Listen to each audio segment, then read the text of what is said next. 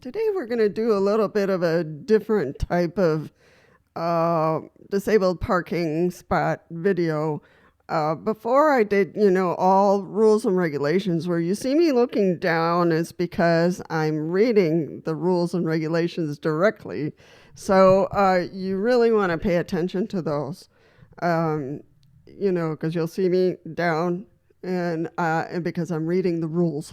So, and it could be from a different state, maybe not your state, but it will be from a state. And every state is a little different. So if you travel throughout the United States and you have your handicap tag with you, you want to pay attention to that state's rules and regulations. So today I'm going to do etiquette. What's going to be helpful to you and what's going to be helpful to another person, depending on your actions. Now, some of this is according to rules and regulations, but a lot of it is being nice to the next person.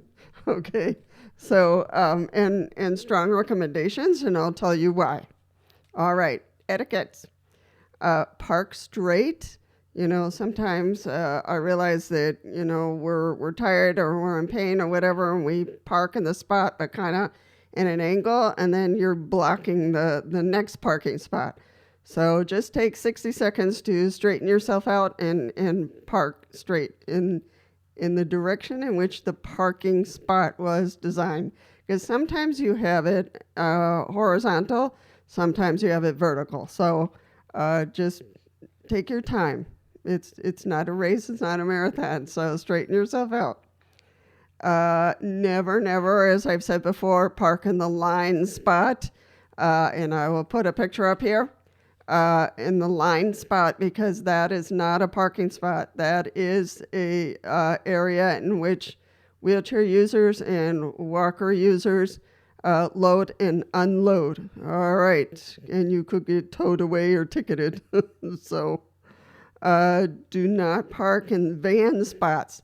There are certain sections that are made a little bit wider because there are vans that need those spots. So if it says van or for vans, just move over to the next one, to the next parking spot that doesn't have any signs that it's for a van. All right. Always read disabled parking signs. So if there's a sign there, you want to read it, because in some states, like Oregon, California, Washington State, I've seen these signs. There are some disabled parking spots that are time limited, only 15 minutes or only 5 minutes or only 30 minutes. So you want to be careful with those, because they will super ticket you. I mean it. So, or they'll tow you. So you want to read those signs, make sure there's no time limit. If there is, just move over to the next slot where you can just park for whatever time you need. So you don't want to be stressed about the time. So in some states, not all states have this. Let's see. So always read those signs. Never park in disabled parking spot if you do not legally have permission to do so, not just even for a minute. So this is really, that has to do with rules and regulations. You could get towed, you could get a ticket, but mostly a ticket. So, and they're very expensive. So, so not even for a second.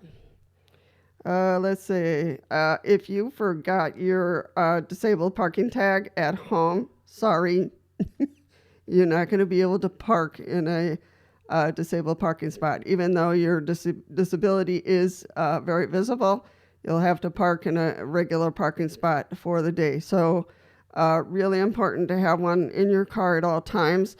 I also recommend that you put it in an envelope. If you're going to put it in the slot in the door of your car, make sure you put it in an envelope so it's not visible. These parking tags are very coveted, and they will break into your car and steal it. So not a good idea to have it visible.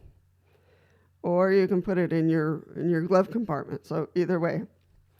In an apartment or living area, never park in a disabled spot. If you do, you just took it away from someone who is disabled, and you could get towed. because these apartment complexes, especially on the West Coast in California or Oregon or state of Washington, or, they have companies that tow their cars, and, from the parking lot.